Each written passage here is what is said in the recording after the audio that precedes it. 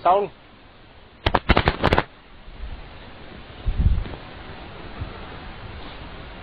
Good evening.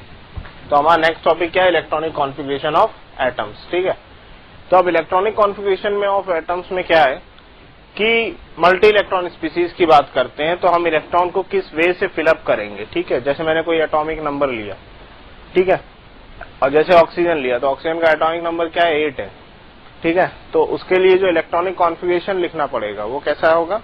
1s2 2s2 2p4, है ना। तो ये कैसे अब फिलअप करते हैं? ये एस ऑर्बिटल में 2 इलेक्ट्रॉन, है ना। तो ये तो हमने देखा है क्वांटम नंबर में कि एस का जो ऑर्बिटल होता है एक ही होता है, उसमें 2 इलेक्ट्रॉन जाएंगे, है ना। तो वो जो ऑर्बिटल्स में इलेक्ट्रॉन की फिलिंग है वो बेसिकली हम इस टॉपिक में सीखते हैं। ठीक है, तो इलेक्ट्रॉनिक कॉन्फ़िगरेशन ऑफ एटम के बारे में कुछ समझते हैं। ठीक है,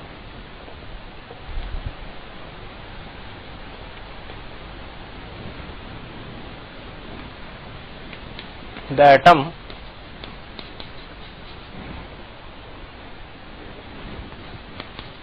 is built up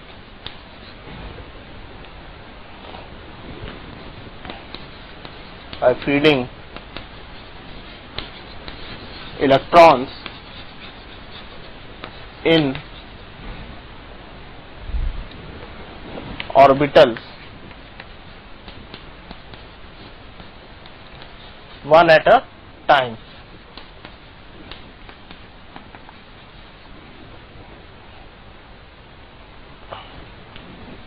And by placing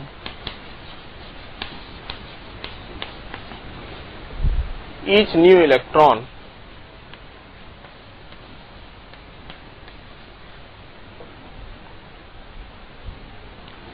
in the lowest available energy orbital.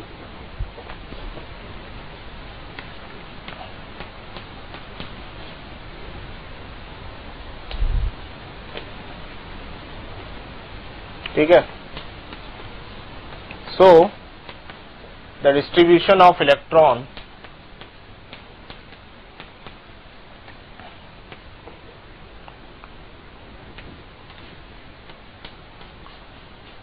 in different orbitals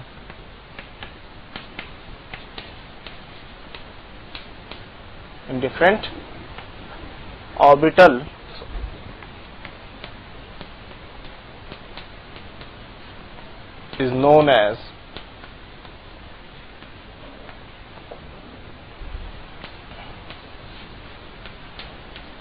electronic configuration of atom. ठीक है,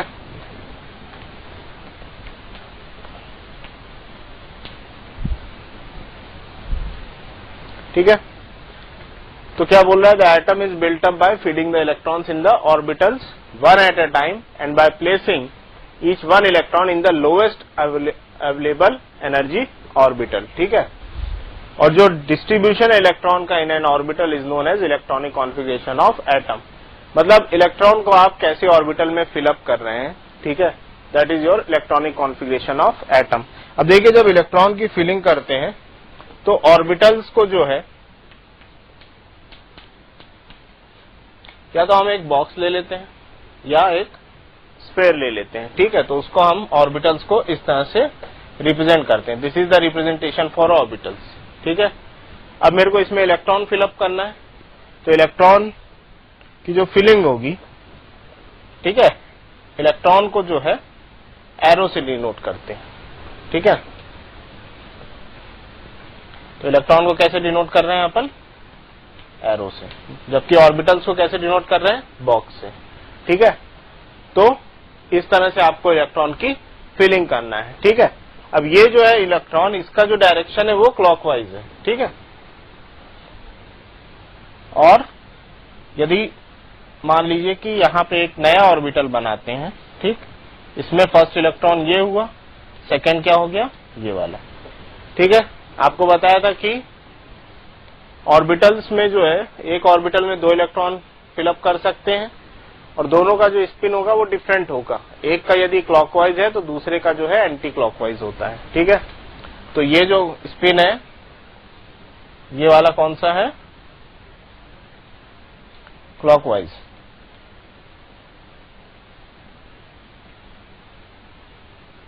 और इस वाले की स्पिन क्या हुई, anti clockwise.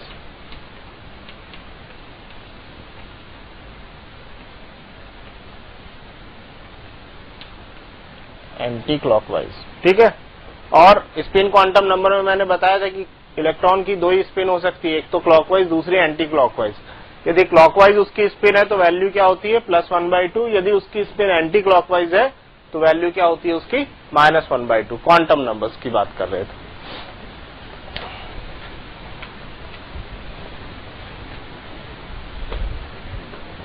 So this was in the electronic configuration of atom.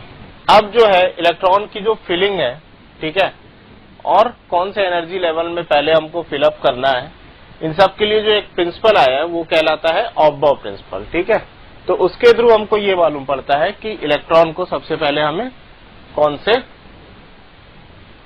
Cell में भेजना है एंड देन नेक्स्ट उसके बाद कौन सा है। तो उसके लिए एक रूल लगता है, उसके अकॉर्डिंग हम जो है इलेक्ट्रॉन्स की फिलिंग जो है करते हैं। So our next topic is Aufbau principle.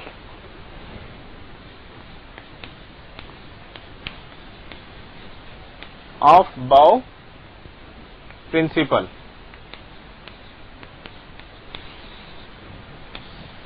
ठीक है, ये आपको क्या बताता है, फिलिंग ऑफ ऑर्बिटल्स। ऑर्बिटल्स में फिलिंग कैसे करना है।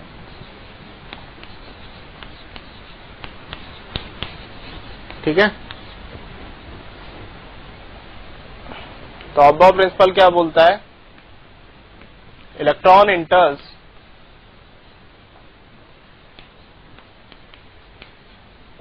The orbital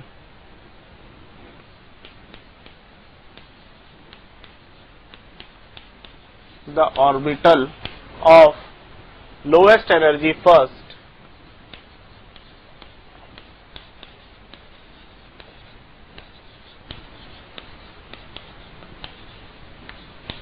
and then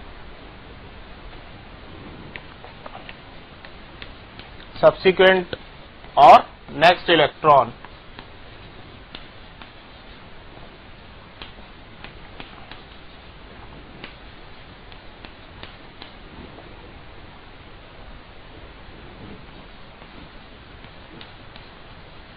are filled in the order of increasing energies.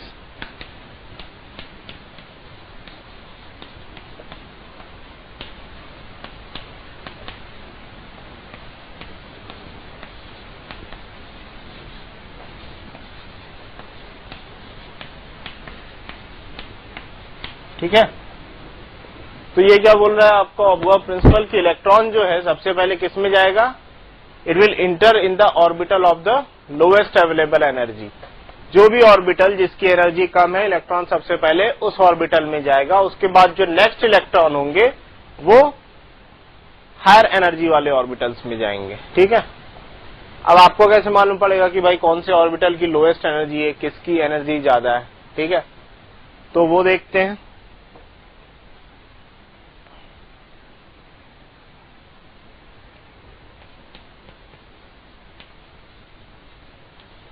For multi-electron atom,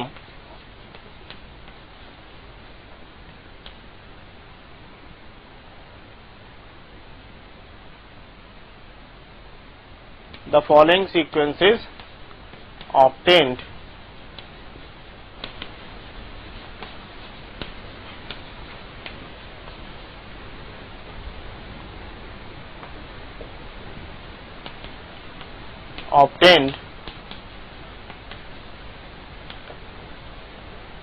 For orbitals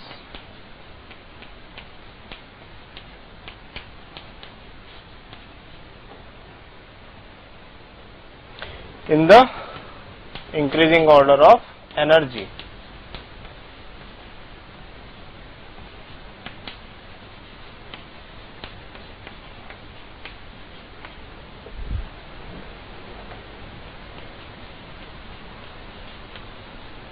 ठीक है, मल्टी इलेक्ट्रॉन एटम की बात कर रहे हो, फॉलोइंग सीक्वेंस जो है फाइंड आउट किया गया।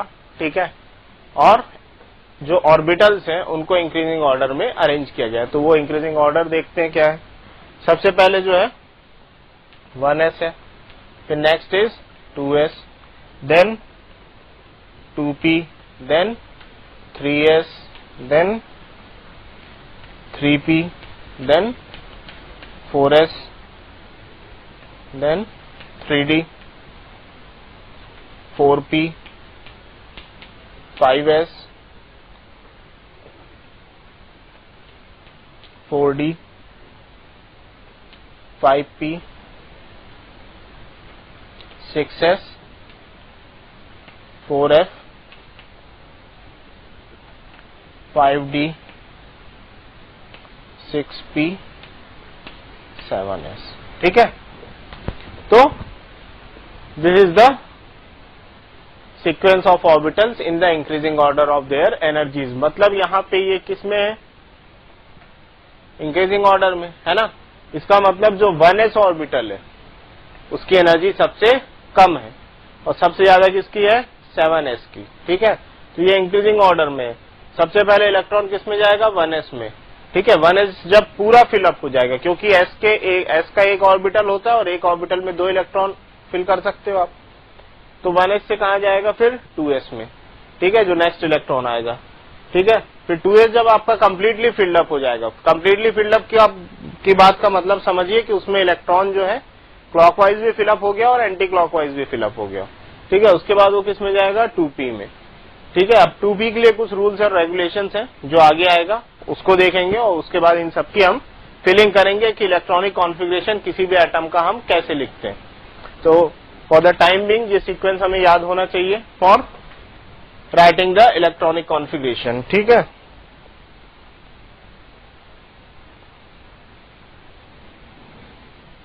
अब ये जो सीक्वेंस उसने लिखा, ऑबॉ ने जो सीक्वेंस दिया इन एनर्जी लेवल का, तो ये जो सीक्वेंस उन्होंने लिखा, उन्होंने एक रूल यूज किया मल्टी इलेक्ट्रॉन एटम्स को फिलअप करने के लिए, जिसको बोला जाता है N+L रूल। ठीक है, तो उनका ये कहना था कि ये जो पूरा आपको जो सीक्वेंस लिखा हुआ है ये N+L रूल के बेस पे लिखा हुआ है। तो उनका ये कहना था कि भाई N+L की वैल्यू जिसकी भी कम है वो जो है उसकी एनर्जी लो होगी, मतलब उसमें इलेक्ट्रॉन पहले फिलअप होगा, और N+L की वैल्यू जिसमें ज्यादा आ रही है उसमें इलेक्ट्रॉन बाद में फिलअप होगा। ठीक है,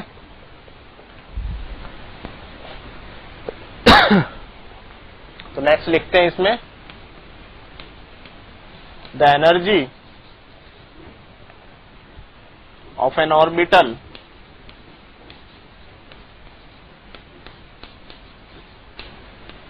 is determined by using N+L rule. N+L rule, N आपको मालूम है क्वांटम नंबर हमने पढ़े, प्रिंसिपल क्वांटम नंबर है, जबकि L जो है मेरा एंगुलर या एजीमुथल क्वांटम नंबर है। ठीक है,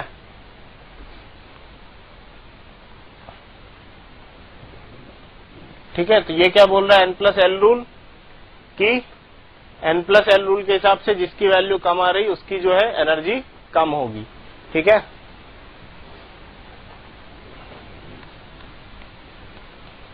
क्या बोल रहा है कि orbitals fill in the order of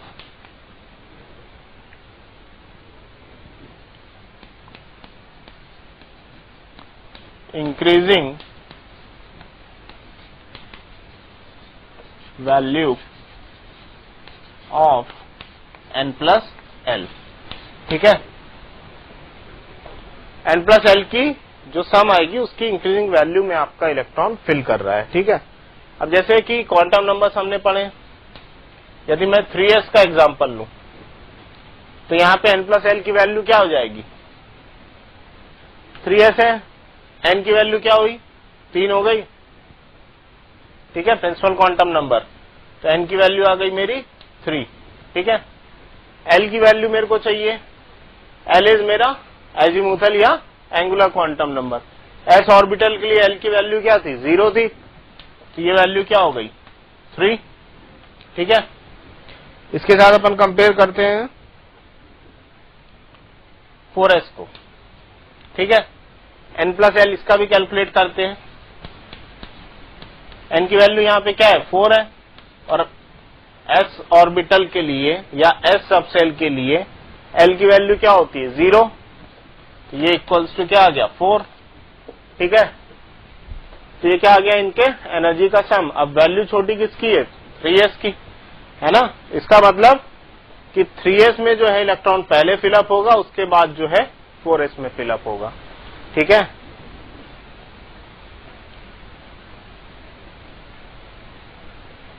so 3s will be field, ठीक है। या फिर यहां पे नीचे लिख लेते हैं समझने के लिए हम कि 3s will be filled first, then 4s, ठीक है। 3s पहले भरेगा, उसके बाद जो है 4s भरेगा। एक एग्जांपल और देखते हैं।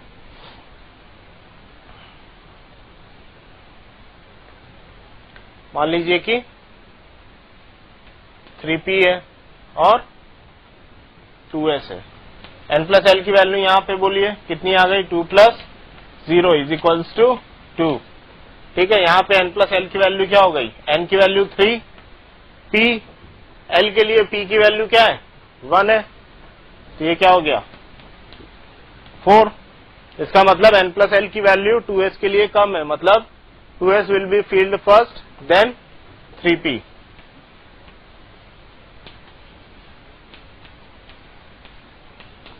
तो जो हमने अब्बा प्रिंसिपल में जो पूरी सीरीज लिखी थी वो इस n प्लस एल रूल पे बेस्ड थी। तो 2s will be filled first then 3p, ठीक है।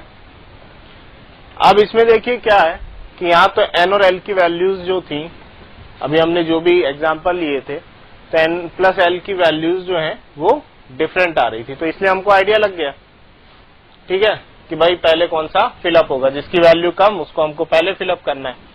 लेकिन कुछ केस ऐसे भी आएंगे जहां पे n प्लस एल की वैल्यू जो है सेम हो जाएंगी, और उसमें आपको डिसाइड करना है कि फिल किसको हम पहले करेंगे, ठीक है।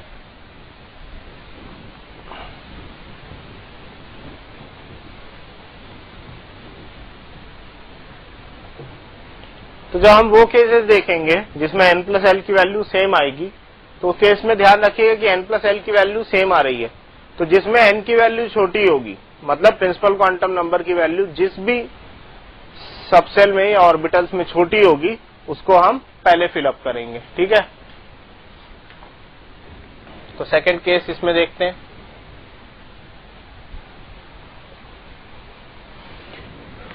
If 2 orbital have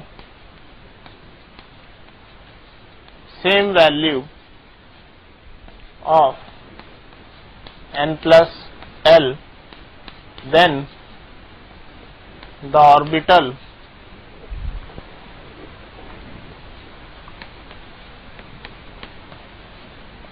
which have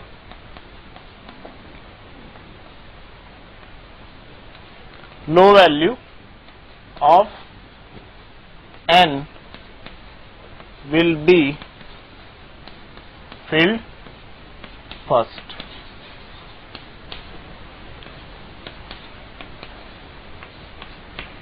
ठीक है। कुछ केसेस ऐसे आएंगे जिनमें n प्लस एल की वैल्यू सेम आएगी, तो उस केस में क्या होगा कि जिसमें n की वैल्यू कम है उसको आप पहले फिलअप करोगे। तो देखते हैं, जैसे कि हमने 2p ऑर्बिटल लिया है ना, 2p में n प्लस एल की वैल्यू बोलो, n की वैल्यू हमेशा जो आगे लिखी है वो आपका प्रिंसिपल क्वांटम नंबर या n होता है। तो n की वैल्यू क्या हो गई 2। अब p की वैल्यू लिखना है ना। l के लिए p की वैल्यू 1 आती है, तो यहां पे क्या लिखा आपने 1, तो ये वैल्यू क्या आ गई 3। ठीक है, अब यहां पे अपन नेक्स्ट लेते हैं 3s। अब 3s में देखिए n प्लस l की वैल्यू, n की वैल्यू क्या आई 3, s की वैल्यू 0, ओवरऑल क्या आ गया 3। n प्लस l की वैल्यू क्या आ गई, दोनों में सेम आ गई। अब क्या बोला है कि जिसमें n की वैल्यू कम है, ठीक है, वो पहले फिलअप होगा। तो यहाँ पे n की वैल्यू क्या है 2 है, इस केस में n की वैल्यू है ना, और यहाँ पे n की वैल्यू क्या है 3 है। इसका मतलब 2p ऑर्बिटल को आप पहले फिलअप करोगे, उसके बाद जो है 3s को फिलअप करोगे।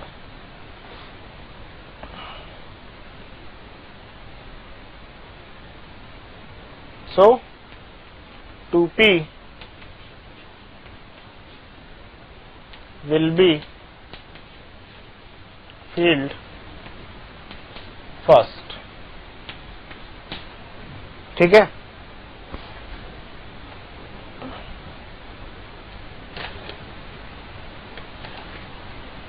तो ये चीज हो गई ऑब्बो प्रिंसिपल की कि किस उसने एक सीरीज दे दी कि भाई इस अकॉर्डिंग जो है एनर्जी लेवल उसने ऑर्बिटल्स का डिफाइन किया, और ये बोला कि जो इलेक्ट्रॉन है वो लोएस्ट एनर्जी ऑर्बिटल में पहले फिलअप होंगे, उसके बाद जो इलेक्ट्रॉन है अपने ऊपर वाले एनर्जी सेल में फिल होते जाएंगे। ठीक है, तो उसने ये जो सीरीज थी उसकी ये किस पे बेस्ड थी n प्लस l रूल पे, तो उसके भी हमने केसेस देख लिए।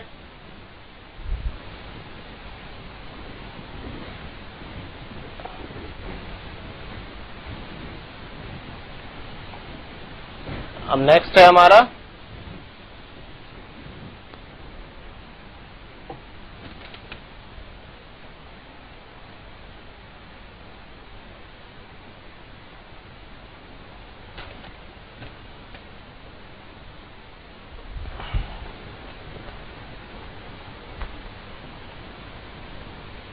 Hund's rule of maximum multiplicity।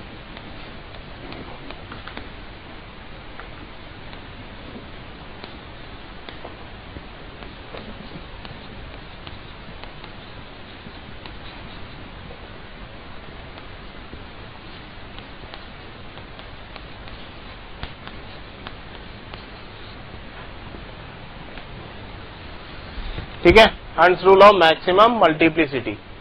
हंस रूल से क्या हुआ है, हंस जी ने ये कहा कि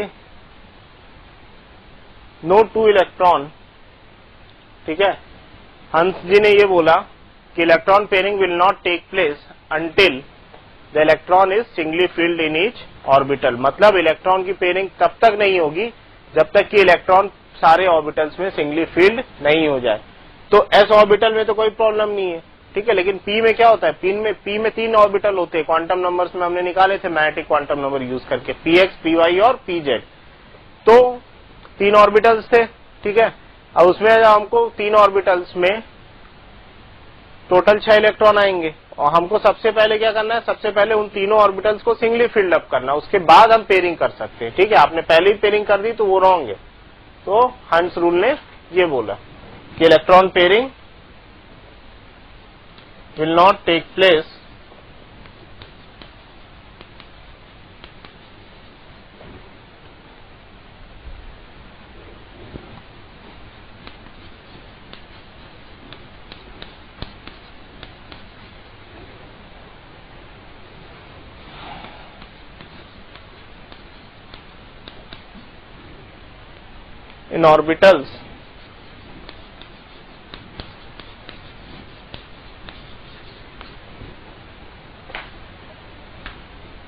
in orbitals of same energy।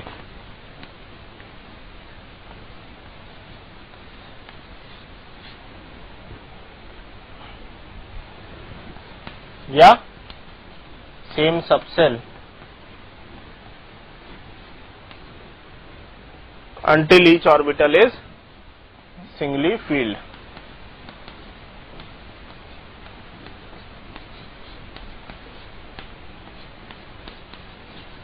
is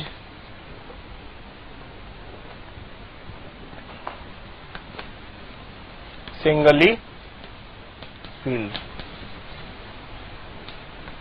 ठीक है,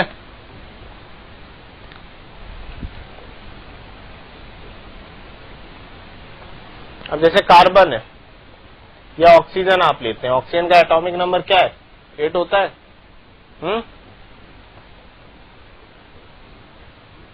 अब हमने इलेक्ट्रॉनिक कॉन्फ़िगरेशन की सीरीज पढ़ी थी ऑब्बा प्रिंसिपल से, 1s 2s 2p करके।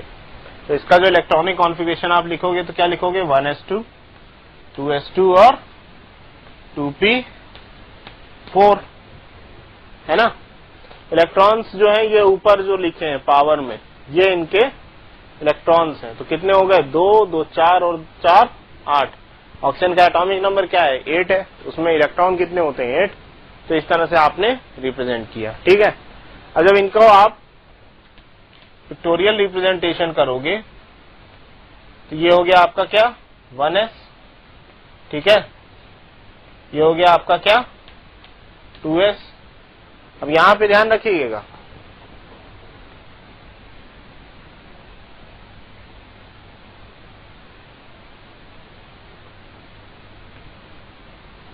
कि ये हुआ 1s, ये हुआ 2s, है ना। अब p के लिए हमें मालूम है कि p में 3 ऑर्बिटल्स होते हैं, मैग्नेटिक क्वांटम नंबर से हमने निकाला था, फर्स्ट, सेकंड एंड थर्ड। ठीक है, px py pz। ठीक है, अब ये ऑर्बिटल्स तो डिफरेंट एनर्जी शेल के थे, है ना, तो इनमें तो कोई बात ही नहीं, ये अपनी फुली फील्ड हो जाएंगे। ठीक है, एक क्लॉकवाइज एक एंटी क्लॉकवाइज। लेकिन जब ये 2p की बात आ जाएगी, ये 2p ऑर्बिटल हो गया। ठीक है, तो 2p ऑर्बिटल में 2p सब सेल में 3 ऑर्बिटल हुए, px py और pz, और इन तीनों की जो एनर्जी वो सेम है। एनर्जी कैसे आएगी? n+l से। n+l की वैल्यू क्या आ रही है? 2 + 1 दैट इज 3। मतलब इन सबकी एनर्जी तीनों ऑर्बिटल्स की, मतलब px py pz की जो एनर्जी है वो सेम है। इनमें 4 इलेक्ट्रॉन डालने हैं।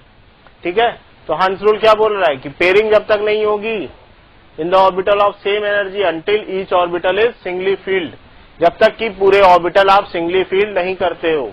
तो सबसे पहले आपको सिंगली फील्ड अप करना पड़ेंगे। तो ये हो गया एक इलेक्ट्रॉन, ये हो गया मेरा सेकेंड।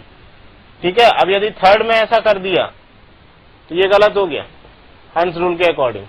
तो आपको ये पेयरिंग नहीं करना है, सबसे पहले इनको पूरा सिंगली फील्ड अप करना है। ठीक है, तो ये हो गया मेरा तीसरा फिलिंग। अब पेयरिंग कर सकते हैं। ठीक है, तो ये हो गई मेरी, ये हो गया मेरा चौथा इलेक्ट्रॉन। तो 4 इलेक्ट्रॉन हो गए। ऑक्सीजन का इलेक्ट्रॉनिक कॉन्फ़िगरेशन पिक्टोरियल रिप्रेजेंटेशन आप इस तरह से करोगे। तो ये हो गया आपका हंस रूल कि आप पेयरिंग जो है तब तक नहीं करोगे in the orbitals of same energy जब तक कि वो सिंगली फील्ड नहीं होते। ठीक है,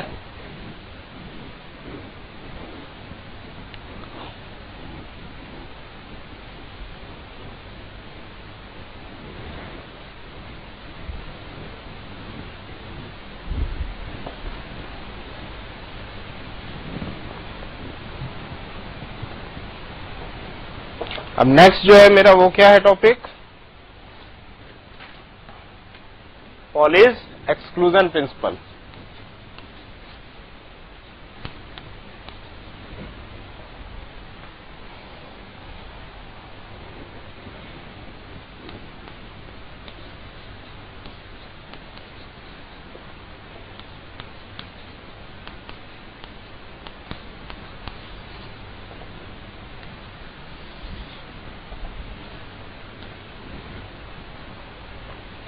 पॉली एक्सक्लूजन प्रिंसिपल ये बोल रहा है कि कोई भी 2 इलेक्ट्रॉन आप लीजिए, ठीक है, इन दोनों इलेक्ट्रॉन की जो चारों क्वांटम संख्या है वो सेम नहीं होगी, है ना।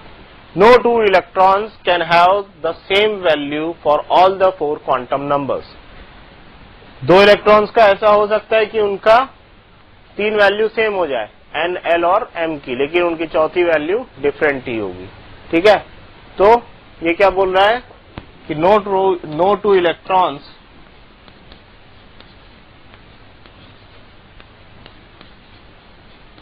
can have the same value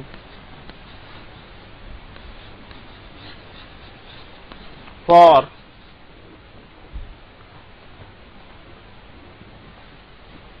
all 4 quantum number। ठीक है, कोई भी 2 इलेक्ट्रॉन आप ले, उनके जो चारों क्वांटम नंबर हैं वो डिफरेंट होंगे। ठीक है, अभी हमने ऑक्सीजन का इलेक्ट्रॉनिक कॉन्फ़िगरेशन लिखा था, क्या लिखा था हमने? 1s2, 2s2 और 2p4। और 2p4 की मैंने फिलिंग आपको बताई थी। ठीक है, 2p4 की फिलिंग कैसे करी थी अपन ने?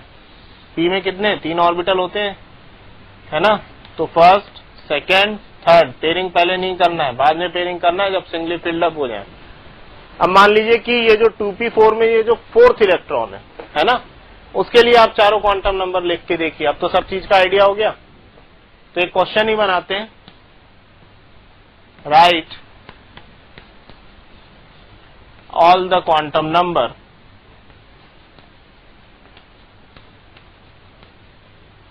For 8th electron in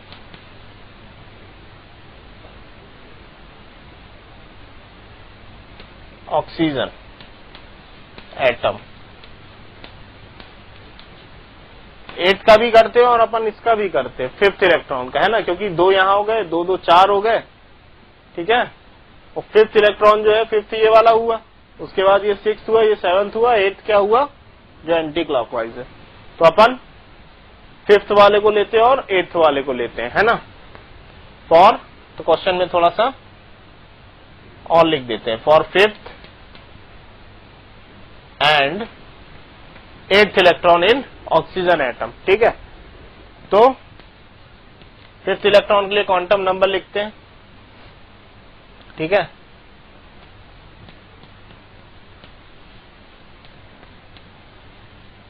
fifth electron in oxygen क्या होगा वो? 1s2, 2s2, 2p1, है ना? तो ये जो 2p1 जो होगा वो आपका 5th इलेक्ट्रॉन हुआ ऑक्सीजन एटम में। इसके लिए क्वांटम नंबर लिखिए। n की वैल्यू क्या आई?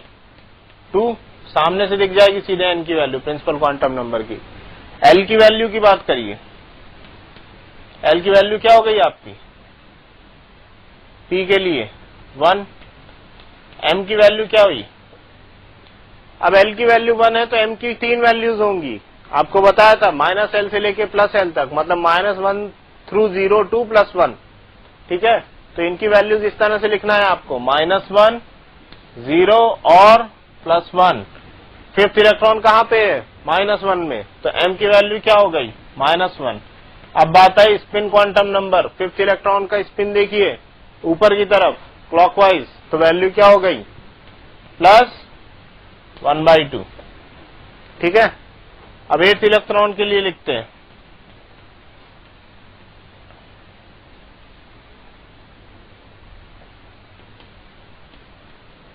तो कैसे रिप्रेजेंट किया आपने? 2p4 से। 8th इलेक्ट्रॉन कौन सा? ये जो एंटी क्लॉकवाइज बना है, इसके लिए आपको वैल्यूज लिखनी है।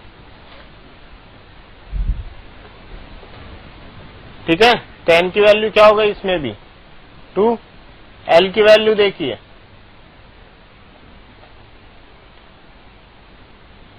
l की वैल्यू क्या हो गई p सब सेल के लिए? 1, है ना? तो ये हो गया 1। अब m की वैल्यू देखिए, l की वैल्यू 1 है तो m की कितनी वैल्यूज होंगी? -1, 0 एंड +1। ठीक है, और ये आपका इलेक्ट्रॉन किसमें है? -1 में, तो m की वैल्यू क्या आ गई इधर? -1। s की वैल्यू आपको लिखना है, इलेक्ट्रॉन को देखिए, 8वें इलेक्ट्रॉन को नीचे की तरफ एंटी क्लॉकवाइज, तो वैल्यू क्या हो गई? -1/2। So this is how you can find out the values of all the 4 quantum number for any electron। ठीक है, और कई बार ऐसा भी हो सकता है कि आपको वैल्यूज दे दी हो और आपको वो इलेक्ट्रॉन सिंबल वाइज बताना है, 2p4, 2p5। ठीक है, तो इतना सब हमने देख लिया। अब कुछ इलेक्ट्रॉनिक कॉन्फ़िगरेशन लिखते हैं, कुछ एलिमेंट्स के और कुछ एक्सेप्शनल केसेस भी देखते हैं।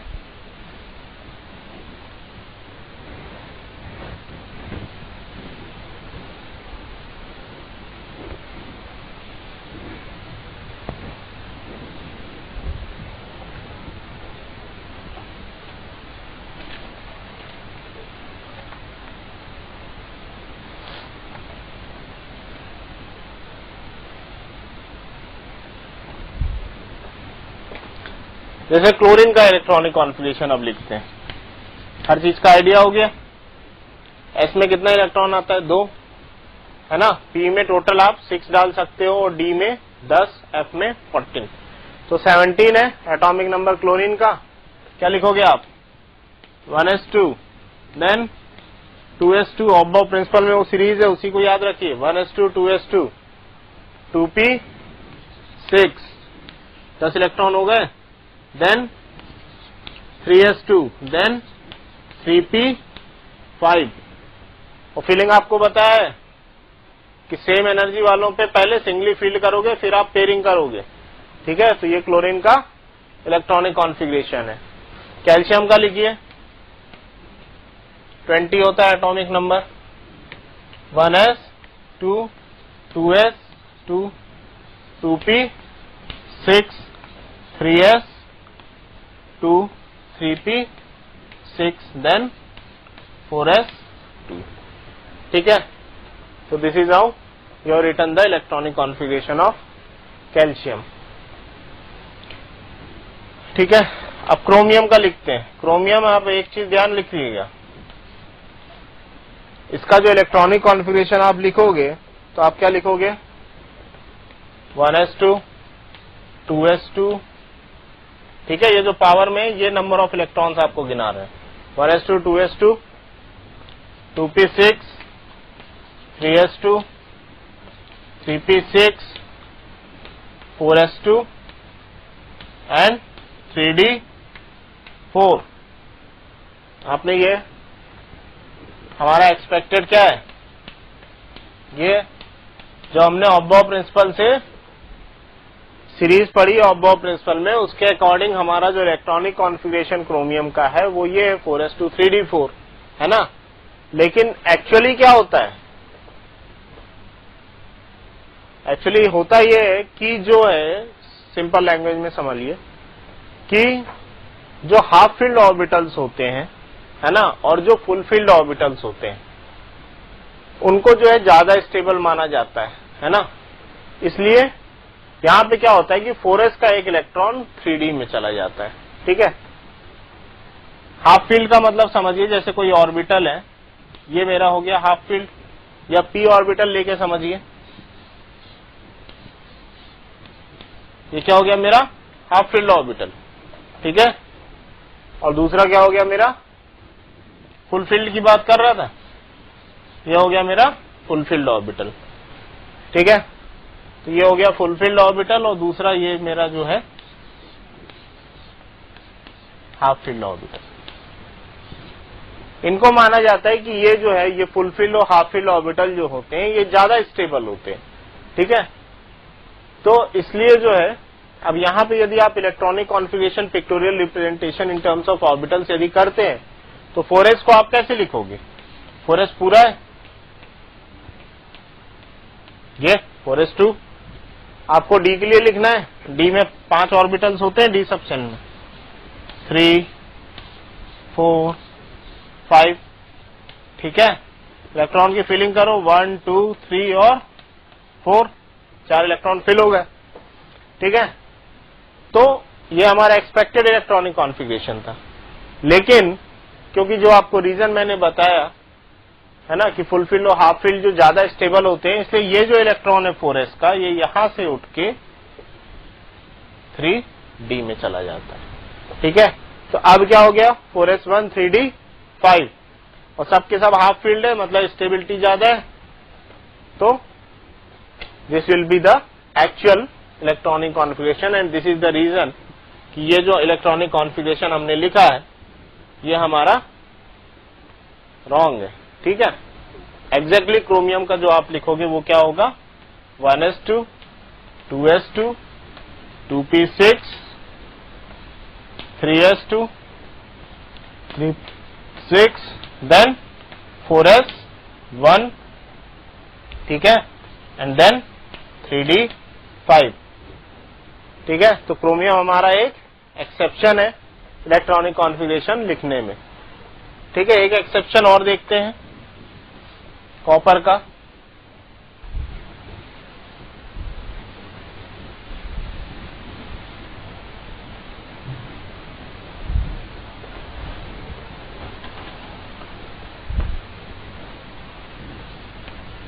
कॉपर का जो एटॉमिक नंबर है वो 29 है, ये भी हमारा एक्सेप्शन केस है, ठीक है। एक्सपेक्टेड आप क्या लिखोगे इसका, 1s2 2s2 2p6 3s2 3p6 4s2 then 3d9, ये आपका एक्सपेक्टेड है,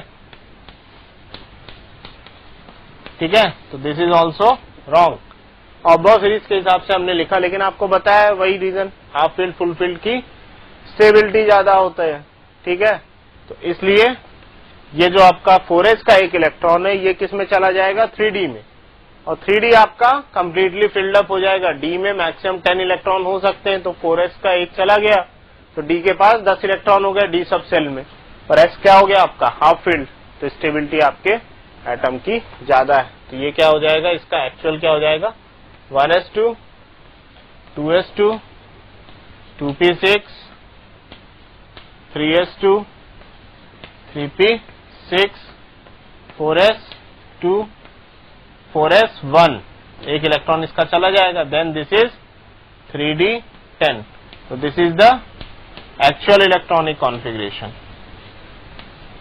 ये आपका करेक्ट इलेक्ट्रॉनिक कॉन्फ़िगरेशन है क्रोमियम के केस में, ठीक है। अब एलिमेंट्स का तो हमने लिखना सीख लिया, ठीक है, एक्सेप्शंस भी देख लिए सिंपल। अब जो है कैटायन एनायन का कैसे आपको लिखना है,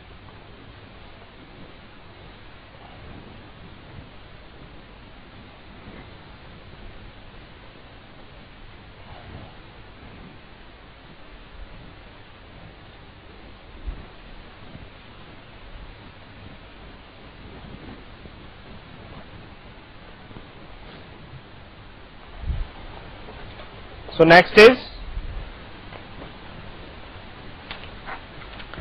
electronic configuration of cation and anion.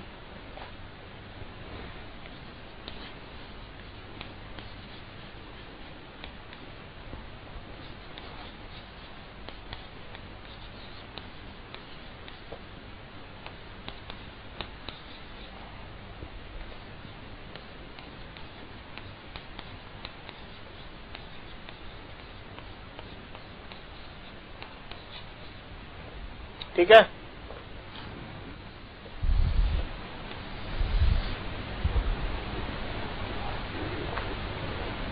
Iron को यदि आप लिखते हैं, आयरन का एटॉमिक नंबर होता है 26।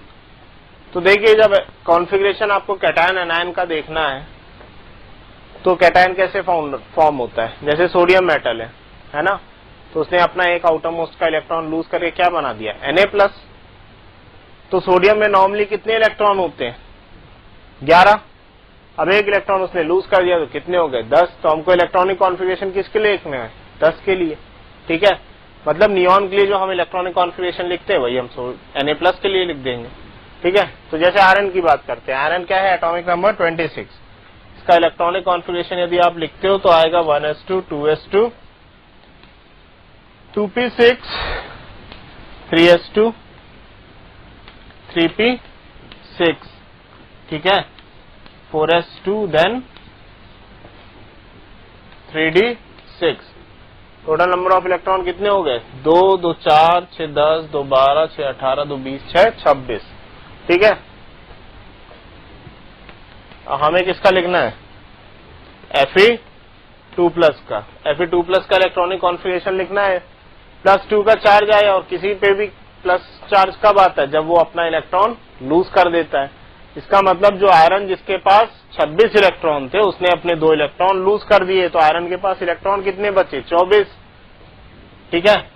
अब यहां तक एक चीज ध्यान रखिए, कई बार ऐसा भी लिखा रहता है, ये क्या है 18 इलेक्ट्रॉन है ना, मतलब अर्गॉन, ठीक है। क्लोरीन का एटॉमिक नंबर होता है 17 और अर्गॉन का होता है 18, मतलब 18 तक का इलेक्ट्रॉनिक कॉन्फिगरेशन लिखा हुआ है ना।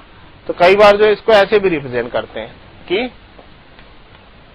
अर्गॉन 18, मतलब यहां तक का इलेक्ट्रॉनिक कॉन्फिगरेशन हमने लिखा है, हमें आगे किसका लिखना है 18 इलेक्ट्रॉन तक का लिखा है, तो हमें और 26 में 2 चले गए, मतलब फॉर 24 इलेक्ट्रॉन हमको लिखना है ना। 24 इलेक्ट्रॉन के लिए इलेक्ट्रॉनिक कॉन्फिगरेशन लिखना है, तो 18 का तो हमने लिख लिया। देन 4s2 और 3d6, ठीक है। अब यहां पे एक चीज ध्यान रखिएगा कि आयरन ने क्या किया, अपने 2 इलेक्ट्रॉन लूज कर दिए, ठीक है।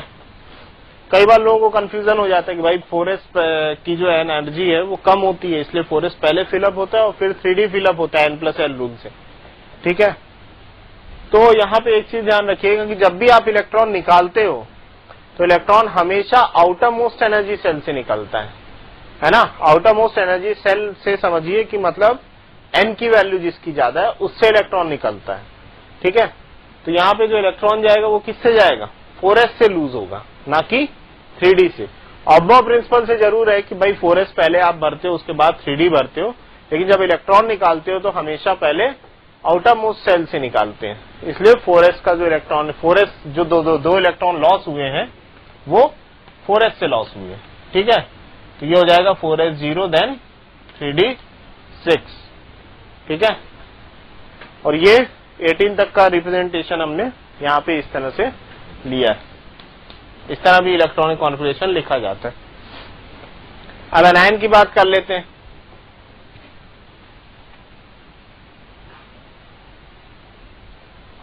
ठीक है। तो ये कैटायन का इलेक्ट्रॉनिक कॉन्फिगरेशन आपको इस तरह से लिखना है।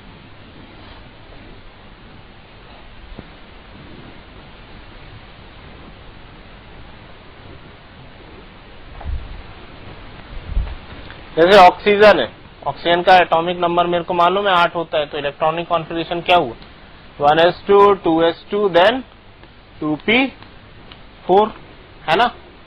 ऑक्सीजन 2 इलेक्ट्रॉन ले लिया तो क्या हो गया O2 निगेटिव, मतलब इसके पास टोटल कितने इलेक्ट्रॉन हो गए 10 इलेक्ट्रॉन। मतलब अब हमको जो इलेक्ट्रॉनिक कॉन्फिगरेशन लिखना है वो 10 इलेक्ट्रॉन के लिए लिखना है, मतलब नियॉन में भी 10 इलेक्ट्रॉन होते हैं, तो जो इलेक्ट्रॉनिक कॉन्फिगरेशन हम नियॉन के लिए लिखते हैं वही हम O2 निगेटिव के लिए लिख देंगे। तो ये क्या हो जाएगा 1s2 2s2 देन 2p6, ठीक है। तो ये मेरा हो गया क्या, this is how we write the electronic configuration and we have seen the electronic configuration of cation and anion also, ठीक है।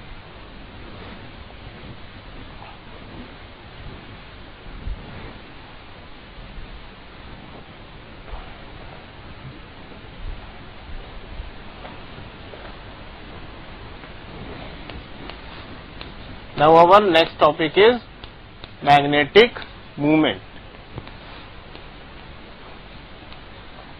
मैग्नेटिक मूवमेंट को हम म्यू से रिप्रेजेंट करते हैं, न्यू से, ठीक है। और मैग्नेटिक मूवमेंट कैलकुलेट करने के लिए जो है फॉर्मूला होता है that is mu is equals to under root of n into n+2, ठीक है। और इसकी जो यूनिट होती है दैट इज bm लिखा रहता है ना। इसको हम बोलते हैं बोर मैग्नेटॉन, ठीक है। अब मैग्नेटिक मूवमेंट कैलकुलेट करना है, ठीक है। अब यहां पे n को समझिए, n क्या है, where n is number of unpaired electron, ठीक है। n is number of unpaired electron. अब जैसे एक केस लेते हैं, मान लीजिए वैनेडियम का एटॉमिक नंबर होता है 23। इसका यदि इलेक्ट्रॉनिक कॉन्फिगरेशन आप लिखेंगे तो क्या लिखेंगे 1s2, 2s2, 2p6, 3s2, 3p6, 4s2 and 3d3। ठीक है।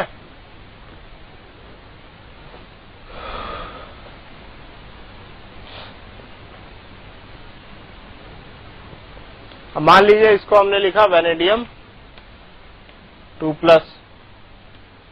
वेनेडियम 2+, इसका मतलब पहले इलेक्ट्रॉन कितने थे? 23 थे। 2+ आ गया मतलब 2 इलेक्ट्रॉन इसने लूज कर दिए, मतलब इसके पास इलेक्ट्रॉन कितने हो गए? 21 इलेक्ट्रॉन। मतलब अब जो आप इलेक्ट्रॉनिक कॉन्फ़िगरेशन लिखोगे वो किसके लिए लिखोगे? 21 इलेक्ट्रॉन के लिए। तो आप क्या लिखोगे? 1s2, 2s2, 2p6, 3s2, 3p6। आपको बताया था कि सबसे पहले जो इलेक्ट्रॉन आपको निकालना है वो किससे निकलेगा? आउटर मोस्ट सेल से। आउटर मोस्ट सेल कौन सी है? 4 सेल। तो 4 सेल का इलेक्ट्रॉन सबसे पहले बाहर जाएगा। ठीक है, तो ये हो जाएगा 4s0, देन 3d3। ठीक है। अब इसको यदि रिप्रेजेंट करें पिक्टोरियली तो 1s पूरा फिलअप है, 2s पूरा फिलअप, 2p6 पूरा फिल है, 3s2, 3p6 सारे फिलअप है। ठीक है। 4s में तो कोई इलेक्ट्रॉन नहीं है। अब बचा आपका 3d3 को यदि रिप्रेजेंट करें तो कैसे रिप्रेजेंट करेंगे? d सब सेल में 5 ऑर्बिटल होते हैं। ठीक है। ये किसका हो गया रिप्रेजेंटेशन? 3d का। ठीक। अब इलेक्ट्रॉन की फिलिंग करना है तो पेयरिंग नहीं होगी, सबसे पहले सिंगली फिल्डअप होंगे पूरे ऑर्बिटल। तो यहाँ पे first, then second, then third, 3 electron fill up हो गए। उसके बाद तो है ही नहीं अभी इलेक्ट्रॉन इसमें। ठीक है। तो अनपेयर इलेक्ट्रॉन यहाँ पे कितने? 1, 2 एंड 3। बाकी सब में तो पूरे फिलअप है। तो अनपेयर इलेक्ट्रॉन कितने? 3 है। मतलब एन की वैल्यू क्या आ गई? 3। Value of n is equals to 3। तो आपसे मैं बोल दूं कि मैग्नेटिक मूवमेंट निकालो तो mu is equals to under root of 3 bracket में 3 + 2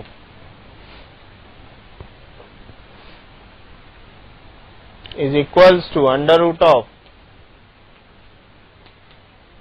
15 बोर मैग्नेटा। ठीक है। So this is the formula and also the implementation for calculating the magnetic movement.